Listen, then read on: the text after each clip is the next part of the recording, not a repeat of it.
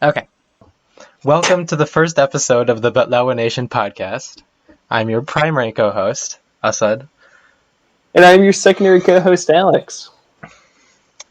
And we will be doing pronoun checks. I'm sure that everyone who listens to podcasts is used to them, but we will be doing them at the end of the episode. So get your bets in now. Whatever you think I am, shut the fuck up. Whatever you think I am, you're wrong. Okay, continue. Yeah, I was just going to say that what they can expect from this podcast is we're going to be going over the historic, current, and cultural events of the Baklavva Nation, pictured at the bottom left of their screens. Presumably they can see my mouse. Okay. Hopefully, yeah.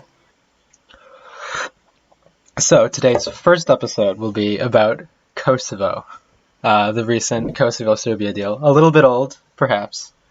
Yeah, but by now. Well, in a weird way, still kind of young because I believe that it's still not fully released. It was a leak that. Oh, really? Yeah, I believe the news coverage is around the leak. I didn't know that. I would not be surprised if he timed it to come out more towards November, because that's obviously what all this shit is about.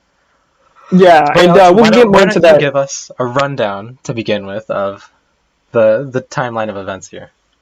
So, basically, from our understanding, the deal leaks out, and looking over the deal, we can see that what it covers is essentially it reaffirms previous agreements and kind of like just lays out good foundational work for the coming years, and then afterward, it basically just says don't be dicks to each other for a couple of years, and that's it. And then they have some weird thrown in details about Israel and Hezbollah, but we can get more into that later. And 5G, yeah. So yeah, and gay sex, but also we'll get into that as well.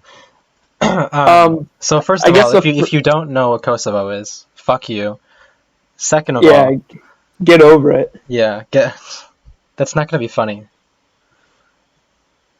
It's fine. No inside jokes on the podcast, Alex.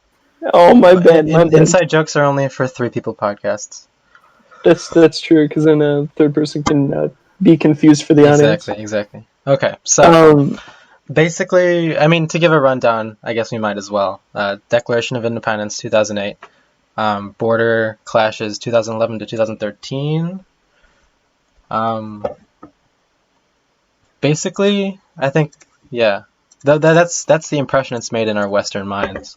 It's basically nothing between 2013 and now. So, although looking into the actual history of it, we can see that it's basically been a game, almost a Game of Thrones style politics of between the two of them, kind of trying to outbid the other for neighboring nations. So it's been kind of complex because if you accept the existence of Kosovo, you're kind of spitting on Serbia, and vice versa. Yeah, so I mean, Serbia obviously has been interfering economically with Kosovo for a long time, so that's their concern. And looking at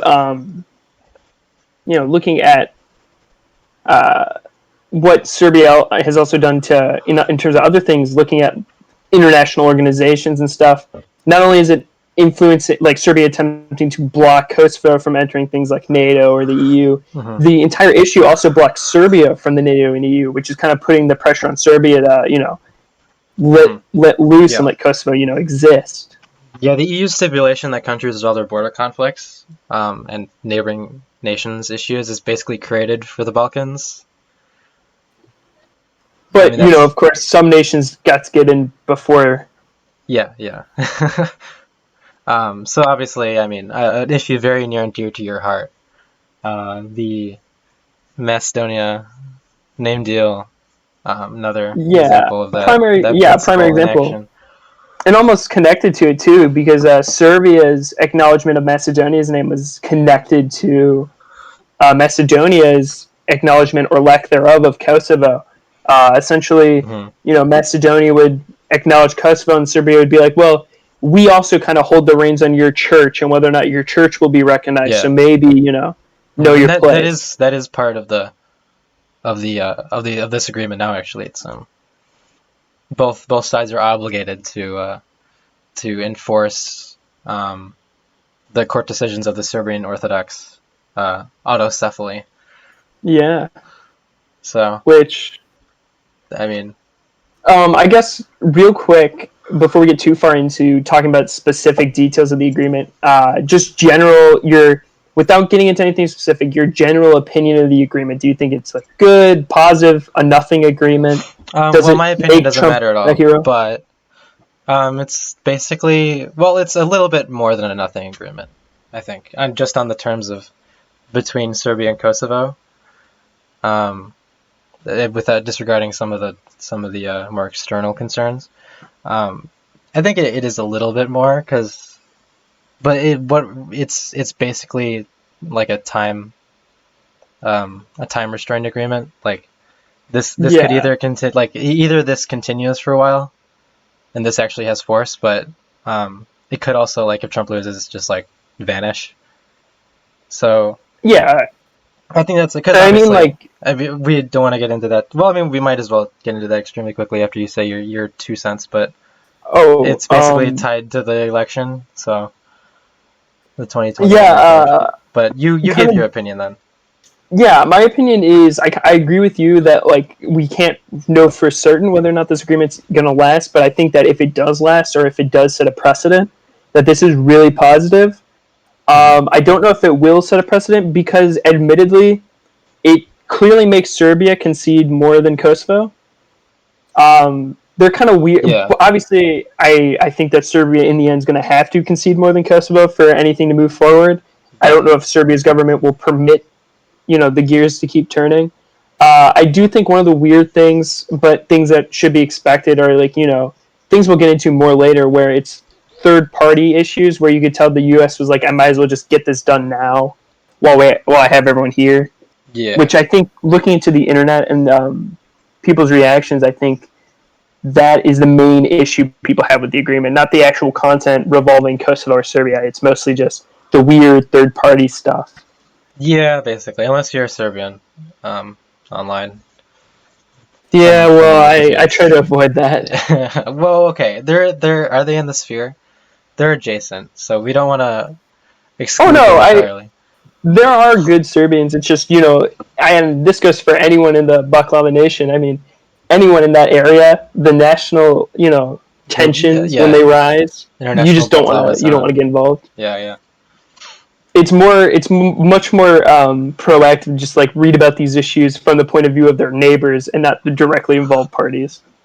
Oh yeah, there's still Serbs saying breakaway province on the internet even now. So, I mean, yeah, they're always they'll never change. Even if Serbia fully acknowledges Kosovo's existence, I mean, there'll always be people, mostly diaspora people, I'm sure, who will be like Kosovo, who we're very familiar with. Oh yes. Oh yes. In the servers of Minecraft, and in the aisles of Best Buy. Oh, for sure. Mm-hmm. So, let's go to number 1 on our weird stipulations list. Was there one you wanted to start with? Do we want to jump into Gal Gadot? Oh, I think it would be more fun to leave that for later, just because of the rabbit hole that goes in. I think the easiest place to start would just be the most basic and kind of lukewarm weird one, is the 5G thing. Okay, 5G. Yeah, essentially, this race to 5G, as it is. Yeah, exactly. It's the race to provide 5G to the world. Obviously, the U.S. does not want China to be the one to give 5G to Serbia or Kosovo or nations where they want their influence to be. Yeah, that's just right. Yeah. Okay. Basically, they're trying to kill U.A.E, the company, so get them out of Serbia and Kosovo, even though I don't think the U.S. really cares about giving 5G to Kosovo. But oh yeah, does Macedonia have 5G? That I'm not certain. Probably not. The nation as it currently is, they have more pressing issues to worry about than 5G. Yeah. More about their EU. Oh, sorry. Yeah. No, I mean, you've been to Macedonia, right? Just say yes. Yeah. Okay, so do images still load like dial-up there, like from the bottom up? It's not that bad. It's not that bad. You could do a Skype Do I have to call. wait 5 seconds to look at a nude image online? Well, that's one way to put it. It's part of the Orthodox Church's influence in the area. But otherwise, no, the images load fine. You could do Skype calls and such. Oh yeah. You have much experience in this area, and oh, I love Skyping, but it's not. But yeah, the 5G equipment being banned. I like the way that they don't directly say don't get it from China, but instead say untrusted vendors. I really love that. Yeah, that's brilliant. I see we're both looking at the same credible Wikipedia article. Oh, I'm looking at a different source. Oh, okay. So you're more professional than I am. Yeah, I'm looking at pictures of the agreement. Like, it's essentially a bullet point list. So. Oh, that's pretty simple. Okay. Yeah. Okay, whatever. Fuck China. Move on. Well said. Hezbollah. Designated Hezbollah as a terrorist organization. Historically, the U.S. has had somewhat trouble getting people to do that a little bit. Yeah. I again, like, I'm not angry over it. I don't. You know what I mean? I think it's something expected. Hezbollah's not as supported as it used to be, obviously. Well, this is going completely external, but not completely. No, it's in the sphere. What am I talking about? Yeah, it's part of the Baklavva. It's part of the Baklavva nation. We love Lebanon here. So obviously, Hezbollah would not.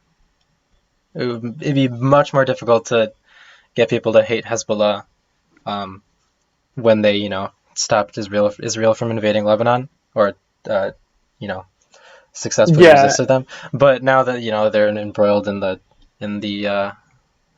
now that they're becoming much more the forbidden conflict, it's a bit more partisan. So they're definitely going to tout this as a Muslim nation condemns Hezbollah. I'm definitely seeing the headlines. Well, that's exactly why they put that in there, is because they want to. It doesn't even matter in Serbia. We might as well get to it right now. Jared Kushner has made it his pet project to have nations recognize Israel. So I do. He's like one thing of interest. Well, one thing of interest is the fact that Kosovo listed Pristina, Israel. Surprisingly, no mention of Israel's capital. No, but they're locating their embassy in Jerusalem, though. So basically. Yeah, but I don't know. Maybe that's just practice. Maybe I'm completely off my rocker there. But I did notice that it just kind of a weird lack. I think they figured that moving their embassy is enough. Yeah. Which we could talk about that more in a different episode, I think. Okay. This episode would rather focus just on the Kosovo issue, and maybe I made this beautiful graphic, so we can't not talk about it. Oh, of course, we are going to talk about the U.S. and their war for Israel and Sabra hummus. Oh, of course. I have a lot of feelings about Sabra hummus. And they're all directly tied to what we're talking about here. On the first day or the second day of college orientation, they bust us out to like the south side to have us, I don't know, save the city. And they gave us like to eat for the entire day. It was like 6 hours. They gave us like an apple, like crackers, and sabra hummus, and it was awful. It was a truly awful experience. I hated it. It was not. No, for my orientation, essentially this year they just had me go into isolation as I tested positive for corona. Yeah. No, they're having you test your mental capacity. Yeah. Well, you gotta be primed for your courses. Well, I guess they kind of had you test your physical capabilities, your ability to sustain off of sabra hummus. Or maybe it was like a moral test. Like, would I eat the sabra hummus? They only do this to Arabs. Would I eat the sabra hummus if it was all I had to eat? Did you take a bite of it? No, I don't think I did. I don't think I ate it. I don't have a clear memory of this, but I don't think I did. Oh, man. Yeah. Man, I believe that you stuck to your guns and you avoided it, which is more than can be said for Kosovo. The apple was so gross. I drank the bottled water, but that was about it. You know what I think's interesting, though? What? I think it's interesting looking at the fact that, because if you look at it, it also says that Israel is going to agree to recognize Kosovo. Oh yeah, that's a big sticking point.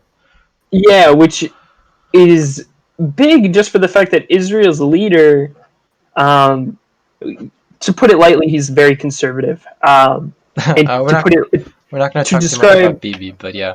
No, yeah, yeah. I'm sure he has his own machinations. I'm not an expert. There are people who base their lives around determining what Israel is going to do and how people will react to Israel. But I'm just more interested in seeing how Serbia, because Serbia is aware that Israel is going to recognize it. I've already seen Serbians online talking about how, like, I can't believe Israel would do this to us, blah, blah, blah. I doubt that that's the general consensus of Serbs, especially Serbians who are in Serbia. But I'm sure, like, when it comes to the government tends to lean more towards the diaspora and nationalist community, especially for Serbia, than it does to the average Serb. So yeah, that's true. It's also a lot easier to focus on issues like, hey, Israel backstabbed us and recognized Kosovo than it would be for them to focus on actual issues within Serbia. Which this agreement, to its credit, does deal with some of the issues pertaining to these nations. Yeah, I mean, we kind of glossed over that, but who cares? Well, we wanted to focus first and foremost on the things that people are obviously going to be upset about, or people are going to think are controversial. Yeah, I'm as we said before. Yeah, but like as we mentioned before, is it really an issue that these things are in the agreement? I personally don't think so. I mean, obviously, it does raise questions as to the longevity of it, because when it's so blatantly a political like document, like just like a bald attempt to boost your poll ratings, I don't know how that's going to damage its viability as an actual like agreement. The one thing I find interesting, I mean, it's already. I've already seen the narrative being pushed that Trump is this great negotiator. That Trump is like this very I know, but I've already seen it pushed to, like, I have family that's right wing, and they definitely love to like flaunt like, oh, Trump's agreements with like Israel and United Arab Emirates, and now I'm sure once this like. I say that I don't even know. Maybe they'll never even figure out where Kosovo is on the map. But I'm sure if they do, this will also become a talking point where they'll be like, "Look what the brilliant Trump administration did." But we won't talk about second Bahrain and Israel yet, but we'll get into it. I'm sure they'll be soon coming, and I'm sure people will be excited to hear about that. But I guess now we can kind of, I don't know, do you have anything big that you want to say as well? Anything else? Any other comments, concerns about the agreement? No, not really. I mean, there's one thing, there's a clause about homosex. Oh, yeah, I almost forgot about that. Mm-hmm. That is another kind of weird third-party thing. Yeah, that's kind of, I would say that's U.S. trying to, like, present itself as the defender of human rights or something. It's funny though that Trump's the one pushing this, considering what his vice president's famous for in California. But that's old news. Old news. Everyone already knows that. But with the 69 countries that criminalize homosexuality. One thing I'm wondering too: the 69 countries. Is there a list of those? Are they all actively working towards it? I mean, there's, as with most issues relating to human rights, there's various degrees of oppression. I mean, Serbia doesn't criminalize it, but there are legal barriers to being like a same-sex couple. I think they don't have the same legal status as a heterosexual couple. Oh, I don't doubt it. Serbia. Yeah. I mean, look at Serbia's neighbor, Romania. And I see a lot of Serbs point to Romania as an example for like somewhat like a nation they look up to in terms of liberalization. And Romania, up till recently, like I think they had a referendum not too long ago, maybe a year or two, where it was about the criminalization of homosexuality, at least marriage. And I mean, the Balkans are remarkably far behind. The entire Baklavva nation, I'm sure, is pretty far behind. Yeah. And that leads to some pretty ugly discussions online. But I think they have made significant strides recently. I mean, they always talk about those gay prides in Belgrade, right? Yeah. Obviously, I know. the Prime Minister of Serbia is a gay lady. Yeah, so I mean, it's pretty big, huh? In neither country is the homosex illegal. I think discrimination based on it is banned in both. Obviously. Yeah, I guess they're just going to help other countries push towards. That's the thing too. I feel like that statute is almost entirely a political move I mean, because that's everything in the document. But this is almost disgustingly blatant because of the fact that it doesn't even give any specific examples. It just says you're going to work on with these 69 countries to push for decriminalization, whatever that means. I guess they maybe that was an interest group. Maybe that was like someone. Well, regardless, everyone's going to be able to take it home and wave it and show that they fought for gay rights. True. Obviously, yeah. So, reactions to this agreement online. I think I'm traumatized by reading by talking about Arab politics online. I'm a glutton for punishment when it comes to Balkan politics. Mm-hmm. You want to have a high-heeled Serbian dominatrix. I haven't heard it put that way before, but now that you say that, I do have to admit the prospect is quite appealing. Would Croat be more appropriate?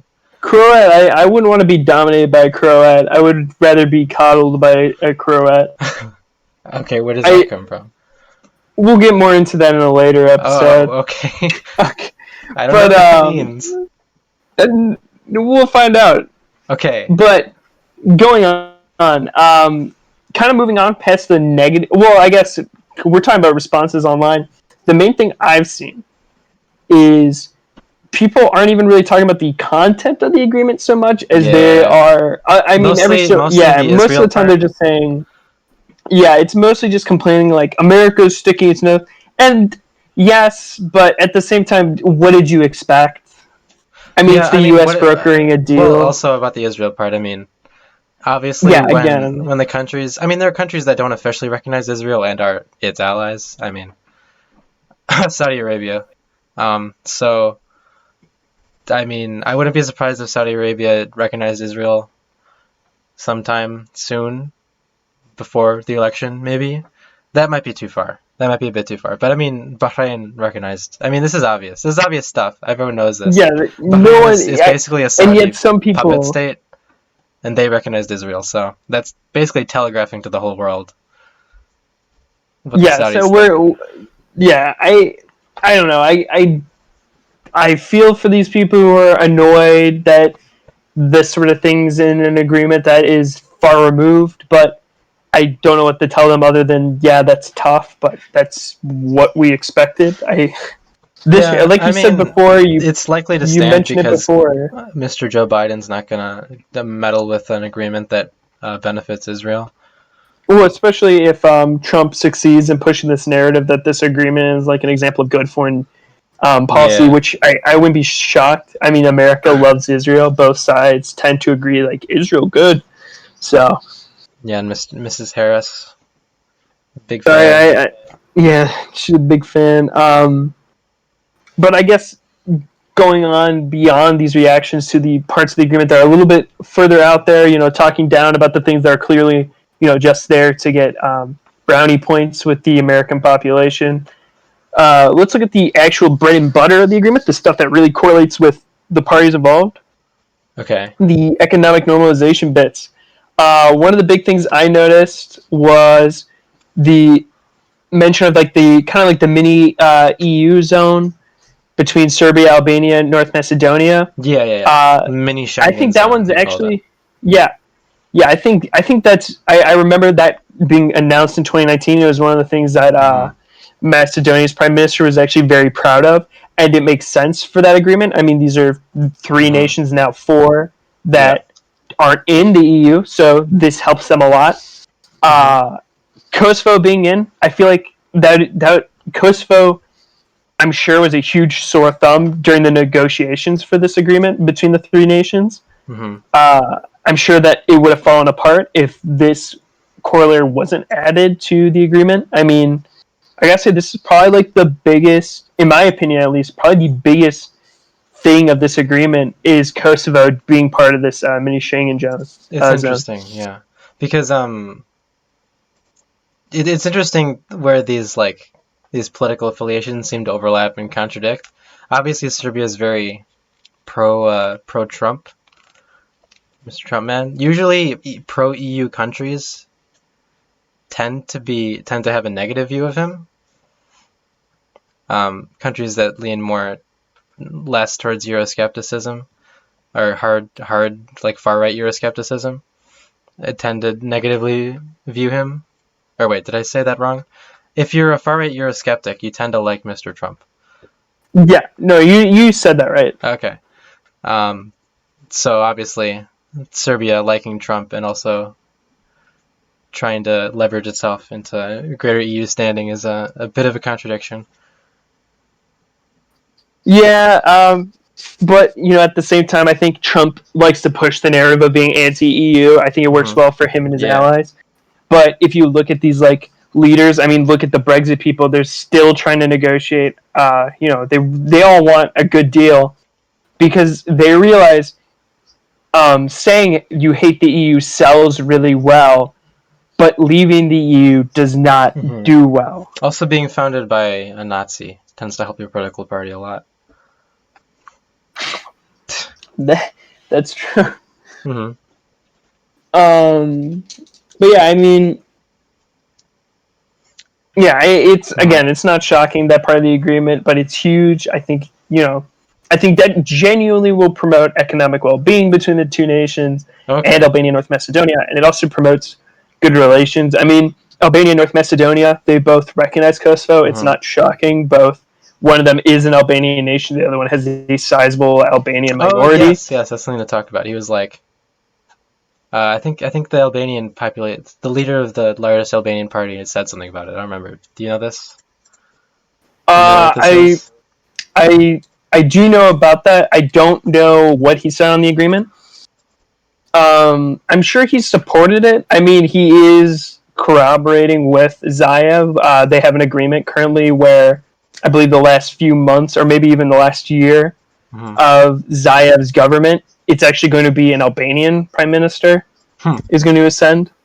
That was part of the agreement that they made for the government to form. Okay. So I'm sure that if Macedonia was pro this agreement, that he will also fall in line and agree with, Yeah. Interesting. Well, that's the Kosovo Serbia deal, basically. I mean, yeah, other than that, it's just, generic, railway stuff, and not to say that isn't important or big. It is pretty, because, I mean, obviously in a region in a nation that doesn't consider another nation to be anything more than a breakaway province, they're still maintaining partially, instruments of administration that, are redundant. So integrating those better is, probably good for people who live there. Probably. Yeah. And even if the agreement doesn't last, I mean, I feel like these common sense things, these things that were probably both sides wanted, but were angry at each other, or they wanted more concessions, so this just never came through. I wouldn't be shocked if this survives. I do think the agreement is more likely than not to survive just because of necessity, because I just, it's not good for Serbia and it's not good for Kosovo. This argument can't continue. Yeah. Yeah, I think it actually, because both are really at this point in history probably more disposed to speaking, so it just comes at an opportune time to score some points for the U.S. Yeah, as it always is. I mean, Jared Kushner's no Kissinger. He knows where to go. He's still alive. Kissinger is still alive. He's like, dude. he's subsisting on pure spite. No, man, it's goodwill from all Goodwill. those people he helped. he's consuming his Nobel Prize. He's like biting at it. Yeah, he's slowly absorbing it. When he passes away, the prize will disappear. No, but I feel like we got the main, gist of the agreement. I don't know if you want to keep talking. Kind of go into more about like the history between Kosovo and Serbia. I feel like that's we one of basically the. Got it.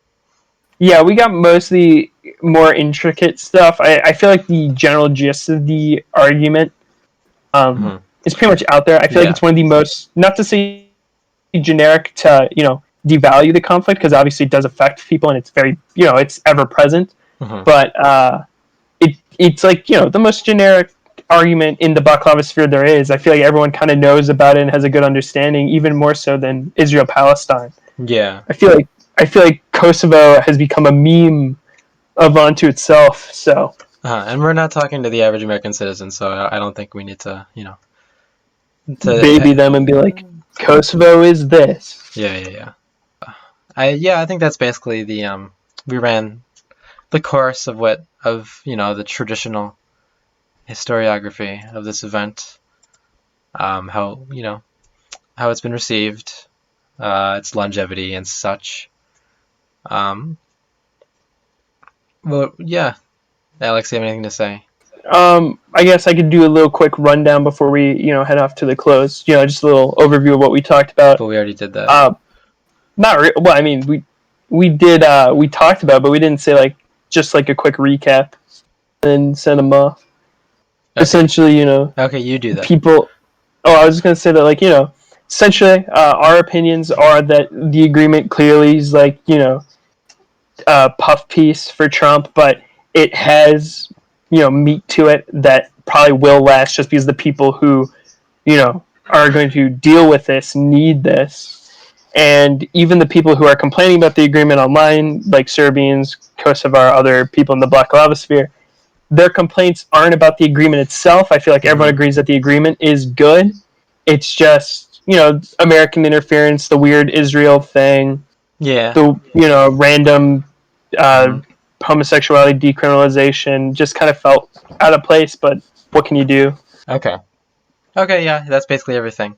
You got it. You did it.